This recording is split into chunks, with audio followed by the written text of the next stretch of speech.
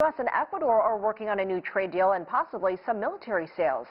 Leaders met this week in Washington. It was the first time in years that a U.S. president has hosted Ecuador's head of state. CGTN's Dan Collyns reports. It was the first time in 17 years that an Ecuadorian president had met a sitting U.S. leader in Washington, D.C. The greetings were cordial, even friendly, between Ecuador's leader Lenín Moreno, his wife Rocío González, and President Trump and the U.S. First Lady Melania Trump. Moreno has sought to rekindle bilateral ties since he took office in 2017 and spoke of the need to refresh relationships. We need to remember that the USA is one of the main partners for Ecuador, and this is not only in terms of trade, but because we share many common values such as the love of liberty, democracy, justice, solidarity, fraternity, and the respect of human rights.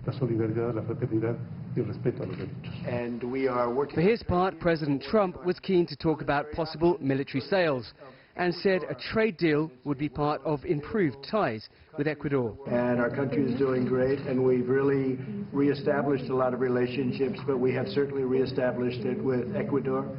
Ecuador had a very unusual outlook on life, but with your great president, he realizes how important it is to get along with the United States. And I want to just congratulate him because our relationship is very good. He's made tremendous progress. During Rafael Correa's 10 years as president of Ecuador, relations with the United States soured.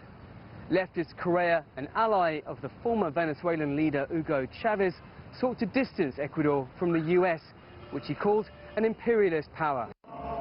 Moreno, Correa's former vice president and successor, has changed course, joining some 60 nations in recognizing Venezuelan opposition leader Juan Guaidó and his goal of ousting President Nicolas Maduro.